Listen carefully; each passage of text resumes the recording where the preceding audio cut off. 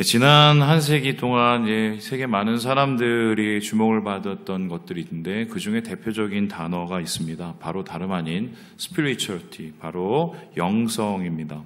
이 영성이라는 말은 원래 종교적인 언어였습니다. 그래서 종교, 기독교, 불교 할 것 없이 영성의 깊이에 대한 얘기를 많이 하지만 20세기, 21세기에 들어와서는 이 용어가 비종교의 영역에도 확장되었습니다. 그 이유 중에 하나가 바로 뉴 에이지 운동 때문인데요. 뉴 에이지 운동이 뭐냐면은 개인의 주관적 영성을 추구하기 위해서 명상도 하고 이런저런 활동을 하는 것을 뜻합니다. 그런데 이러한 영성, 사실은 많은 사람들이 이야기하고 있지만 여기에 대해서는 여러 가지 혼돈이 있는 것이 사실입니다. 기독교도 마찬가지인데요. 우리가 이 영성이라는 단어는 사실은 매우 큰 단어 중 하나입니다. 예를 들어서 은혜, 경건, 신앙, 믿음. 여러분 여기에 대해서 우리가 뭐라고 다 말할 수는 없지만 우리에게 매우 밀접한 단어들이죠. 영성도 마찬가지로 우리 개신교의 신앙에 있어서 없어서는 안 되는 단어이지만 그러면 영성이 뭐냐라고 물어보면 사실 딱 한마디로 뭔가 아우를 수가 없는 참 애매한 단어다 이렇게 얘기할 수가 있겠습니다. 그래서 영성을 얘기할 때 사람들이 이런 영성 저런 영성 이야기하면서 오해를 많이 합니다. 그리고 그 오해 가운데 여러 가지 잘못된 교회들과 신앙을 만들어내기도 하지요. 그래서 오늘 여러분과 함께 이런 영성에 대한 이야기를 하면서 도대체 영성이 뭐야? 어떻게 하면은 바른 영성을 가질 수 있어? 이런 얘기를 나눠보려고 하는데요. 자, 그렇다면은 우리 먼저 조직신학자의 얘기를 한번 들어볼까요? 조직신학자는 영성에 대해서 뭐라고 얘기할까요? 우리 같이 한번 읽어보도록 하겠습니다. 시작! 영성은 영적인 존재가 가지고 있는 특성으로 영성의 기초에는 영혼이 존재하며 그 영혼의 기능인 지정의가 균형 있게 펼쳐져야 영성이 이루어진다. 또한 영성은 공유적 속성이다.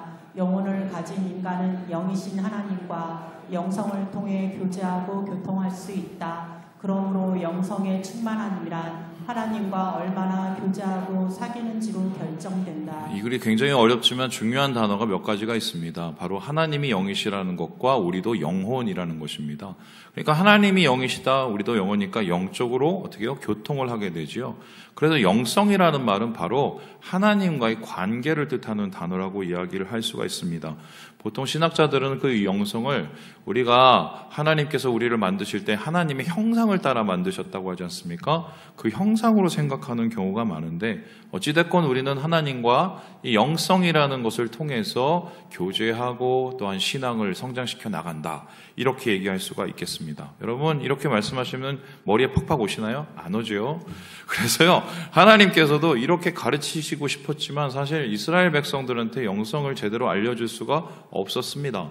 그래서 하나님은 어떻게 하셨냐? 제대로 이스라엘 백성에게 영성을 가르쳐주고 영성을 성장시키시고 영성에 대해서 하나님께서 말씀하시고자 택하신 교육의 장소가 있었습니다. 그 장소가 무엇인가? 바로 이곳인데요. 이집트 광야 그리고 호렙산 그리고 시내산 그곳이었습니다. 왜 하나님께서는 이곳을 가리키셨고 이곳에서 영성을 이야기하고 싶으셨을까요? 이곳에 가보신 분은 알지만 아무것도 없습니다. 진짜 아무것도 없습니다. 그래서 이 혹독하고 황량한 낮에는 찌고요, 밤에는 춥고요. 도대체 여기서 하나님께서는 뭘 말씀하시고 싶으신 거야? 우리가 의문이 들 정도입니다. 그런데 하나님께서 광야에서 특별히 이스라엘 백성들을 초대하시면서 이곳에서 영성을 가리키려 했던 것은 이 단어를 통해서 좀 살펴볼 수가 있는데 특별히 이 광야와 관계된 세 가지 단어가 있어요. 이 첫 번째 광야는 미드바르이거든요. 근데 이 미드바르에서 앞에 있는 무 발음을 빼면은 다바르가 되는데 이 다바르가 뭐냐면 뭐예요? 말씀이라는 뜻입니다. 그리고 이 말씀에서 앞에 또 더 분사를 붙이면 이게 어떤 단어냐면 드비르가 되는데요. 이건 어떤 단어가 뭐냐면 내소, 지성소가 됩니다. 그러면은 이거를 조합해 보면 왜 하나님께서 광야에서 영성을 가리키셨을까? 그곳 속에서 아무것도 없는 속에서 하나님께서 그들에게 가까이 말씀하고 싶으셨던 것 같아요. 그리고 무엇보다도 하나님께서 광야에서 아무것도 없는 그곳 속에서 이스라엘을 가까이 하시고 그들 가운데 거하시기 원하셨다. 그래서 광야라는 곳은 아무것도 없지만 하나님이 계셔서 이스라엘이 하나님과 함께 관계하고 교제할 수 있는 최적의 장소다. 이렇게 하나님께서 생각하셨던 것 같습니다. 그래서 오늘날 우리가 영성에 대해서 얘기를 할 때 꼭 광야를 떠올릴 필요가 있습니다. 오늘 본문의 말씀도 바로 그 광야의 영성을 이야기하고 있는데 이스라엘 백성이 지금 가나안을 눈앞에 두고 건너가는 이때에 하나님께서는 광야 40년 동안 이스라엘이 배웠던 영성을 다시 체크하고 싶었습니다. 그 이스라엘이 광야에서 배웠던 그 영성, 그것은요, 오늘날 우리에게도 하나님께서 말씀하고 싶은 것인데요. 우리는 어떻게 하나님과 관계해야 될까요? 우리는 어떻게 우리의 영혼을 성장시킬 수 있을까요? 이에 대해서 오늘 말씀을 보면 세 가지로 정리를 할 수가 있습니다. 우리 첫 번째 같이 한번 읽어보도록 하겠습니다. 시작! 일상, 영성의 자리. 영성은 도대체 그러면 어디에서 이루어질까? 여기에 대해서 광야의 영성을 2절에 이렇게 이야기하고 있습니다. 우리 같이 한번 읽어보도록 하지요. 시작!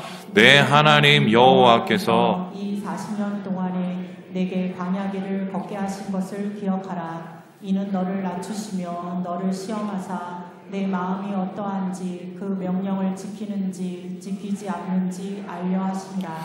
하나님께서 특별히 광야를 택하신 이유는 무엇입니까? 광야에서 40년 동안 그들과 함께 살기 위해서입니다. 그렇다면 영성이라는 것은 사실 예배당에서 이루어지는 게 아닙니다. 우리의 모든 공간, 우리의 모든 시간, 다시 말해서 우리의 일상과 삶터에서 하나님과의 영성이 이루어지게 되는 것입니다.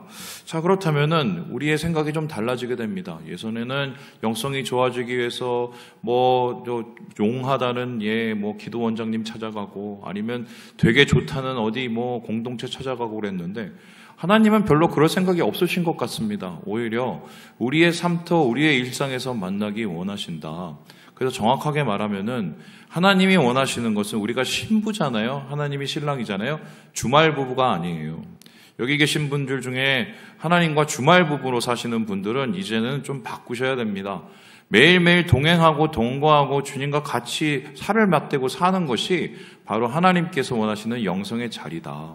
자, 그렇다면은 도대체 왜 하나님께서는 광야 40년의 일상 속에서 이들에게 영성을 가르치기 원하셨던 것일까요? 앞에 2절을 한번 다시 보여주시죠. 여기에 기억하라고 하시면서 무엇을 기록하냐면 너를 낮추시고 너를 시험하사 네 마음이 어떤지 알려 하심이라 합니다. 그렇다면 이런 건데요. 광야에서 고생하고 힘들고 어렵고 우리도 일상 속에서 어렵고 힘든 일을 경험하잖아요. 그러면 어떻습니까? 승질 나오죠. 또 여러 가지 우리의 쓴뿌리들 올라옵니다. 하나님이 광야에서 우리의 일상 속에서 그거를 보려고 하시는 겁니다. 왜요? 그래야 하나님과 관계가 이루어지기 때문입니다. 이에 대한 대표적인 사람이 있는데 바로 이곳에서 먼저 하나님을 만난 모세입니다. 모세가 40년 동안 무명으로 양치기 생활하면서 미드바로 광야에서 살았는데 어느 날 갑자기 똑같은 산, 똑같은 양치로 온 그곳에서 불이 일어났습니다. 세상에서 제일 재미있는 게 불장난, 불구경이죠? 갔는데 신기하게 불은 붙었는데 나무가 타지를 않는 겁니다. 갑자기 그때 하나님이 음성을 보여주십니다. 이곳은 거룩한 곳이니까 네 발에 신을 벗어라. 그리고 나서 하나님께서 계시를 해주셨는데 그 하나님을 만났을 때, 광야에서 만났을 때 모세는 어떻게 행동했는지 아십니까? 11절 출애굽기 3장 말씀을 보면 이렇게 얘기를 하고 있죠. 우리 같이 한번 읽어볼까요? 시작! 모세가 하나님께 아뢰되 내가 누구이기에 바로에게 가며 이스라엘 자손을 애굽에서 인도하여 내릴까? 하나님을 먼저 바라볼 때 하나님이 누구신지는 관심이 없습니다. 모든 성경의 인물들이 똑같습니다. 자기 자신의 부족함을 먼저 봅니다. 이사야를 보세요. 하나님의 존전 앞에서 자기는 망할 자라고 고백을 했습니다. 다니엘도 마찬가지입니다. 하나님께서 우리를 광야에서 만나실 땐 우리의 적나라한 모습을 보시기 원하십니다.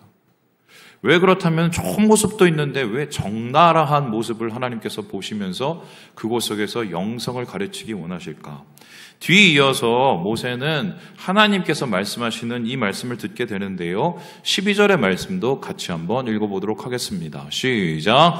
하나님이 이르시되 내가 반드시 너와 함께 있으리라. 내가 그 백성을 애굽에서 인도하여 낸 후에 너희가 이 산에서 하나님을 섬기리니 이것이 내가 너를 보낸 증거니라. 모자라야 하나님이 채워주시기 때문입니다. 부족해야 하나님께서 우리를 완전케 해주시기 때문입니다. 광야는 바로 나의 부족함과 모자람의 모습을 보고 하나님 앞에 내려놓는 겁니다. 그리고 하나님 앞에 우리의 부족함을 아뢰고 하나님이 어떤 분이신지를 알고 그 은혜에 감사하는 곳이 바로 광야인 것입니다. 그래서 일상의 영성 속에서 우리가 하나님을 만나는 이 제대로 된 영성을 배우기 위해서는 세 가지의 모습이 필요한데요. 보여주시죠. 세 가지입니다. 우리 같이 한번 읽어볼까요? 시작. 열다, 비우다, 채우다. 다시 한번 읽어볼게요. 시작. 열다, 비우다, 채우다. 이게 무슨 소리냐?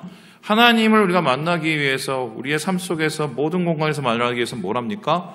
매일 우리의 마음을 하나님 앞에 열어드려야 됩니다. 그러면 열어들면 어떻겠습니까? 우리의 마음에 부족한 것이 보입니다. 하나님께서 싫어하는 것이 보입니다. 우리가 이것 때문에 하나님을 만나지 못하는 것이 보입니다. 그러면 어떡합니까? 그거를 내려놓고 비워야 됩니다. 그렇게 내려놓고 비울 때 하나님께서는 우리를 어떻게 해주죠? 하늘의 은혜로 채워주십니다. 마치 모세가 광야에서 모든 것을 내려놓고 하나님의 은혜로 다시 시작하게 된 것처럼 노예 백성인 이스라엘 백성이 광야 40년 동안 자신의 부족한 모습을 다 보이면서 하나님 은혜로 다시 섰던 것처럼 하나님께서는 우리의 일상의 자리에서 그렇게 주님과 관계하기를 원하신다. 이게 바로 광야에서 배우는 첫 번째의 모습입니다. 그렇다면 여기에 대해서 로렌스 형제가 있는데요. 여러분 이걸 꼭 소개시켜 드리고 싶어요. 제가 한번 읽어볼게요. 제가 되게 좋아하는 책이에요. 하나님의 임재 속에 거한다는 것은 꼭 교회 안에 머물러 있는 것만은 뜻하지 않습니다. 우리는 우리 마음을 예배의 처소로 만들 수 있습니다. 밥을 먹을 때나 허드렛 일을 할 때에도 심령을 그분께 올려드리십시오. 아주 작고 사소해 보이는 순간에도 주님을 기억하는 것이 그분을 기쁘게 해드리기 때문입니다. 꼭 큰 소리로 기도해야 하는 것은 아닙니다. 그분은 자매님이 생각하는 것보다 훨씬 더 가까이 계시는 분입니다. 로렌스 형제는 영성의 대가입니다. 그런데 이 영성의 대가가 어떻게 하나님만의 깊은 영성을 갖게 되는지 아십니까? 감자 깎으면서 배웠습니다. 수도원에서 실력이 없어서 감자나 깎으라고 그래서 몇십 년 동안 감자를 깎았는데 식당에서 하나님을 만났습니다.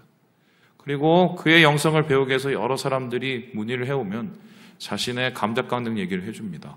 거기서 만난 하나님을 얘기합니다. 왜요? 열었고요, 비웠고요, 채웠기 때문입니다. 여러분, 여러분의 삶 속에서 오늘부터 하나님과 만나는 일일이 되기를 주님의 이름으로 축원합니다. 그렇다면 두 번째로 광야의 영성을 통해서 우리는 무엇을 배우게 되나요? 우리 같이 한번 읽어보도록 하겠습니다. 시작! 말씀, 영성의 지도. 자, 일상의 자리에서 하나님의 영성을 배운다, 하나님과 관계한다. 그렇다면 도대체 어떻게 살라는 소리야? 지도가 있어야죠. 가이드북이 있어야죠. 그것이 무엇입니까? 바로 하나님의 말씀이라고 합니다. 특별히 본문에서 하나님께서는 이 광야에서 어떤 말씀을 주셨는지를 보여주시는데요. 우리 함께 3절의 말씀을 같이 한번 읽어보도록 합니다. 시작! 너를 낮추시며 너를 줄이게 하시며 또 너도 알지 못하며 내 조상들도 알지 못하던 만나를 내게 먹이신 것은 사람이 떡으로만 사는 것이 아니오 여호와의 입에서 나오는 모든 말씀으로 사는 줄을 내가 알게 하려 하심이니라. 이때는 율법도 거의 없었어요. 하나님이 말씀하시는 것도 파편적으로 있었기 때문에 하나님이 도대체 어떤 것을 원하는지 잘 그때 몰랐습니다. 그런데 하나님께서는 광야의 영성을 배우게 하시려고 그들에게 말씀을 주시면서 제일 먼저 가르친 게 뭐냐? 만나였습니다. 왜 만나였냐? 먹고 사는 게 제일 중요하기 때문입니다. 사람들은 왜 망가집니까? 먹고 사는 것 때문에 망가집니다. 사람들은 왜 엉망이 되나요? 더 먹고 더 살고 더 행복하기 위해서 남의 것을 뺐죠. 그러면서 인간의 모든 악과 죄가 이루어지게 됩니다.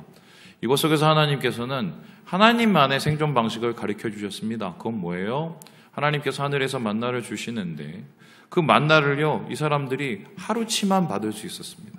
단 토요일은 이틀치가 왔습니다. 왜요? 그곳에서 예배를 드려야 되기 때문에. 그래서 하나님께서는 이러한 하루치 양식을 갖게 하시면서 하루하루를 살게 하십니다. 그래서 이스라엘 백성이 새벽마다 뭘 했을까요? 보여주실까요?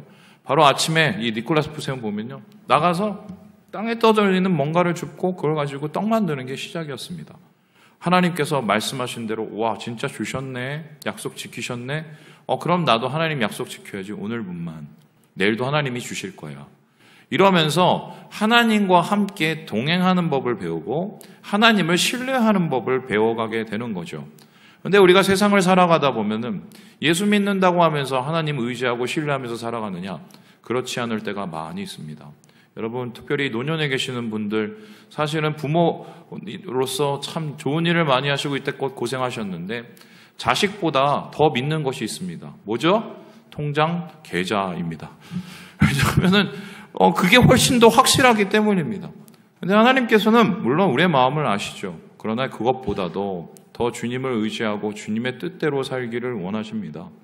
내 먹는 것부터 책임져 주시고 내 삶을 책임져 주시는 하나님을 경험하면서 이 광야 같은 인생에서 한 걸음 한 걸음 걸어가기 원하는 것이 바로 하나님의 말씀인 것입니다. 이러한 광야에서 먹었던 만나의 얘기를 다시 한번 몇천 년 후에 꺼내신 분이 있습니다. 바로 예수님이셨어요. 예수님께서 마귀의 시험을 받았습니다. 마귀가 먹을 것을 가지고 예수님을 유혹하고 장난을 쳤습니다. 왜냐하면 인간에게 가장 생존적인 것이 중요하기 때문이죠. 그때 예수님께서 여기에서 뭐라고 얘기하십니까? 마태복음 4장 4절을 같이 한번 읽어보죠. 시작! 예수께서 대답하여 이르시되 기록되었으되 사람이 떡으로만 살 것이 아니요 하나님의 입으로부터 나오는 모든 말씀으로 살 것이라 하였느니라 하시니. 나는 떡으로만 살지는 않아. 떡도 먹는다는 소리죠. 하지만 그게 내 인생에서 제일 중요한 게 아니야. 무엇이 제일 중요해요? 말씀. 자, 그럼 모든 말씀으로 산다는 것은 어떤 의미일까요? 여러분 이거 한번 고민해 보셨습니까? 여기에 대해서 이 원어를 보면 뭐라고 하냐면 에피파스 레마라고 합니다. 여기서 중요한 단어가 두 가지가 있는데요. 먼저 레마라는 단어예요. 들어보셨죠? 말씀을 뜻하시는데 이런 말씀이라는 단어가 그냥 말씀이 아니라 살아있는 목소리입니다. 그러니까 매일매일 하나님의 살아있는 목소리로 우리가 살아가는 거예요. 하나님의 음성을 구하죠. 하나님이 내 삶에 무엇을 원하는지 구하죠. 그리고 그 뜻을 따르려고 하는 것. 그리고 여기서 또 중요한 단어가 말씀으로의 의로입니다. 이 단어가 에피인데요. 이 단어의 뜻이 뭐냐? 말씀 위에서라는 뜻입니다. 우리가 그 말씀 위에서 살아갑니다. 말씀 위에서 하나님이 원하시는 삶, 하나님의 은혜와 능력을 공급받아서 살려고 합니다. 제가 여러분 한번 질문해 보겠습니다. 여러분은 한 주를 혹은 하루를 살아가시면서 얼마나 하나님의 음성에 귀를 기울여 보셨나요? 아니면 그냥 오늘도 똑같은 그냥 습관적인 하루를 보내신 것은 아닌지. 그런데 그것은 예수님이 말씀하신 모든 말씀으로 사는 것이 아닙니다. 그렇게 사는 것도 어느 정도는 평안합니다. 그런데 언젠가는 분명히 큰 코가 닥치게 됩니다. 그때는 우리는 다시 깨닫게 되죠. 모든 말씀으로 하나님의 살아있는 목소리 위에서 살아야 되는 것을 우리가 알게 된다. 그래서 우리가 말씀으로 살아가는 영성에서는 세 가지 태도가 필요한데요. 이것도 한번 같이 한번 읽어보도록 하겠습니다. 시작! 들으라, 비추라, 따르라. 다시 한번요. 들으라, 비추라, 따르라. 말씀을 들어야죠. 목소리 안 들리는데 그래도 한번 여쭤보는 겁니다. 하나님, 제가 오늘 뭐 하는데요? 누구 만나는데요? 제가 자신이 없는데요. 하나님 어떻게 생각하십니까? 들어봅니다. 멈춰야 들을 수 있죠. 그리고 그것을 가지고 뭡니까? 우리의 마음을 비춰봐야 됩니다. 비춰보기 위해서는 솔직해져야 되고요. 용기가 필요합니다. 왜요? 우리의 중심에 사실 뭐가 드러나는지 정말 괴롭지 않습니까? 이게 드러나야 하나님께서 말씀으로 우리를 고치실 수가 있거든요. 그리고 나서는 어떻게 합니까? 하나님의 음성을 듣고 거기에서 따르기 위해서 의지로 우리가 삶을 살아가죠. 바로 이것이 하나님이 주신 영성의 맵이고요.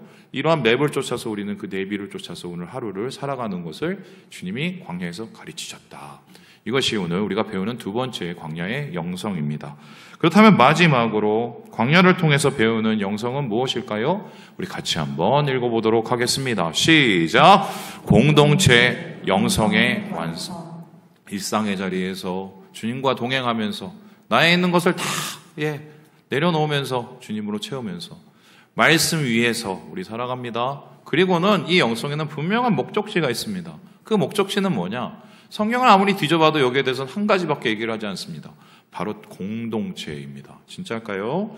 우리 함께 신명기 8장 7절의 말씀을 같이 한번 읽어보도록 하지요. 시작!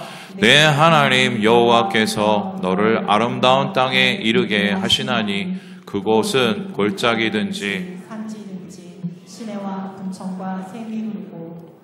여기서 보면은 마치 하나님께서 완성은 그냥 가나안에 가서 이스라엘 백성들 잘 먹고 잘 사는 것처럼 생각될 수가 있습니다. 그런데 하나님의 최종 목적은 그게 아닙니다. 그럴 거면 차라리 이집트에서 나일강 옆에서 그 사람들 몰아내고 잘 먹고 잘 살게 했을 겁니다. 하나님께서 원하시는 것은 이 사람들을 가나안에 가게 해서 하나님의 영성의 나라, 제사장 나라로 삼는 것이었습니다. 이 사람들이 하나님 안에서 하나가 되고 예배하고 하나님을 매일매일 만나는 그러한 나라를 만들고 싶었던 것입니다. 그래서요, 하나님의 큰 그림은 함께하는 그곳에 하나님이 거하시고 이스라엘 백성을 함께 만나는 그 모습, 그게 하나님의 가장 기뻐하시는 영성의 최고봉이었다. 그렇다면 이런 모습은 오늘날도 우리에게 나타날까요? 여러분, 영성은 사실은 하나님을 닮아가는 거죠. 하나님 예수 그리스도의 모습을 닮아가는 겁니다. 그러면은 예수님의 그 닮아간다고 했을 때 예수님이 원하는 최종의 목표는 무엇이라고 생각합니까? 우린 그 목표를 쫓아가야 되겠죠. 그런데 요한복음에는 예수님이 쫓아가는 그 최종 목표를 이렇게 이야기를 하고 있습니다. 우리 17장 말씀을 같이 한번 읽어보도록 할까요? 시작! 아버지여, 아버지께서 내 안에, 내가 아버지 안에 있는 것 같이 그들도 다 하나가 되어 우리 안에 있게 하사 세상으로 아버지께서 나를 보내신 것을 믿게 하옵소서. 예수님의 목표는 아버지 하나님과 하나가 되는 것이었습니다. 원래 하나였습니다. 그래서 삼위일체라고 하지요. 그래서 그 삼위일체처럼 바로 그 하나님 아버지 그리고 예수님 성령님처럼 우리 역시 하나님과 하나가 되게, 하나님 안에서 우리 공동체가 하나가 되면서 그 안에서 하나님의 모습을 드러내기 원하셨다. 이게 바로 예수님의 최종 목표시고요. 오늘날도 그러한 영성의 하나님의 지향점은 우리에게 똑같이 나타나게 됩니다. 앞에서 제가 말씀드린 것 한번 떠올려 보십시오. 현대에 보면 지금도 많은 사람들이 영성을 얘기합니다. 요가합니다. 기합니다. 무슨 단합니다. 또 여러 가지 명상합니다. 여러분, 그런데 이러한 여러 가지의 현대적인 영성 혹은 뉴에이지적인 영성과 우리 교회, 우리 기독교의 영성의 가장 차이가 뭡니까? 그림 보여주시죠. 여러분 이거 보세요. 바로 혼자입니다, 이 사람들은. 현대적으로 세상에서 말하는 영성은요, 한마디로 인간 중심적이고 개인 중심적이고 그래서 무엇이든 갖다가 혼합적이고요, 개인 주관적인, 나만 편하면 되는 겁니다. 이게 어느 정도 심각하냐면 여러분께 얘기를 한번 드리겠습니다. 저희 청년, 예전에 제가 가르쳤던 청년 중에 한 청년이 열심히 요가를 하고 있었습니다. 물론 요가를 스트레칭처럼 하는 건 문제가 없지만 요가를 깊이 하면 진짜 문제가 생기거든요. 이 친구는 제대로 배우고 싶었던 것 같아요. 그래서 요가학원에 가서 요가 선생님한테 정말 1년을 배웠다고 얘기를 들었습니다. 그래서 이상한 자세를 다 하더라고요. 그러면서 몸도 이렇게 좋아지는 걸 봅니다. 근데 어느 날 오더니 저한테 묻습니다. 목사님, 여쭤볼 일이 있어요. 그랬더니, 뭔데요? 그랬더니, 좀 이상해서요. 그래서 뭐가 이상한데? 물어보니까 어제 요가를 하면서 이제 요즘에는 명상을 하는데 명상을 하다가 이상하게 명상 선생님이, 요가 선생님이 이상한 걸 얘기를 하더래요. 그래서 뭐냐 그랬더니 머리를 비우라고 하더래요. 머리를 멍하게 비우라고 하더래요. 그래서 머리를 멍하게 비웠대요. 이제 멍 때리는 거죠. 그리고 나서는 뭐 하냐나 물어보더래요. 뭐가 보입니까? 물어보더래요. 그래서 무슨 소리냐 그랬더니 뭐가 보이냐 그랬더니 어떤 사람이 갑자기 손을 들고 에스키모가 보입니다. 있어요. 어떤 사람은 갑자기 물더니 무슨 하얀 여우가 봅니다. 그러더래요.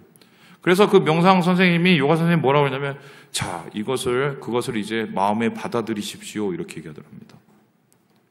그게 자기의 수호신 내지는 일종의 자기의 예전의 모습인 거죠. 그거 하면서 이게 맞냐고 물어봤습니다. 당연히 아니죠. 귀신 받아들이는 거죠.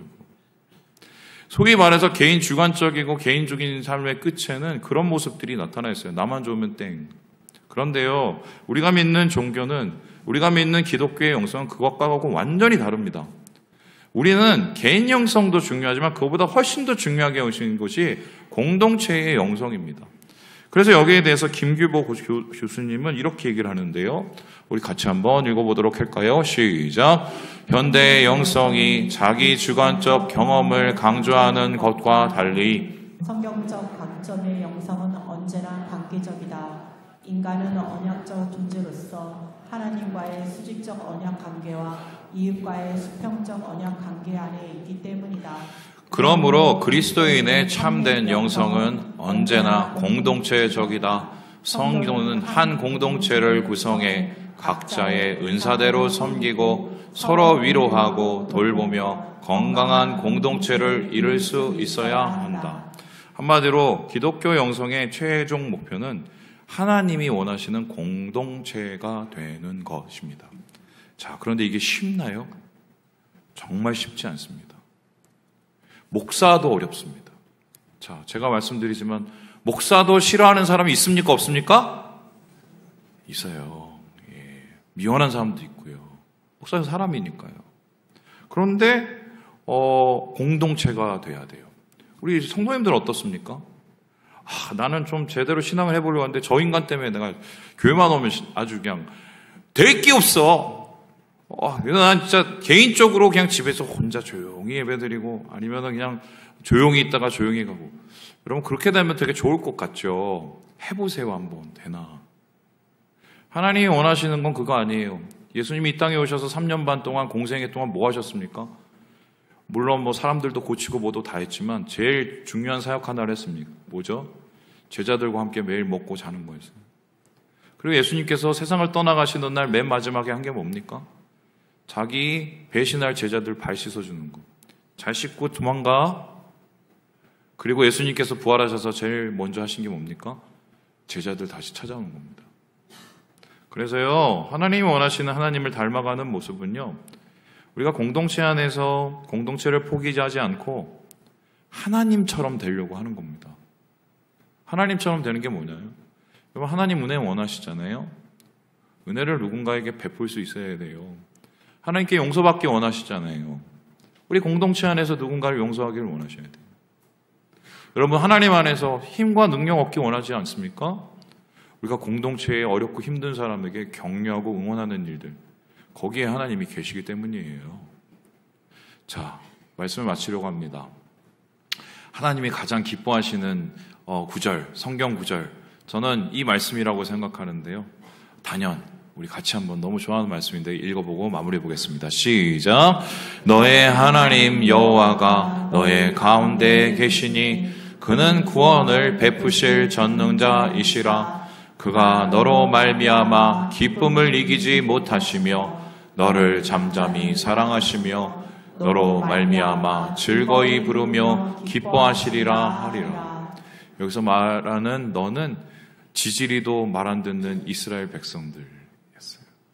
그런데 하나님이 그들이 함께 하나님 앞에 예배드리는 모습이 그렇게 좋았습니다. 노래를 부르실 만큼.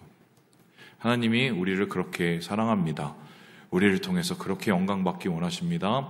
주님이 원하시는 참 영성으로 오늘 하루 한 주를 주님과 함께 살아가시고 우리의 마음 가운데 주님을 모시는 우리 모든 형제 자매들 되시길 주님의 이름으로 축원합니다.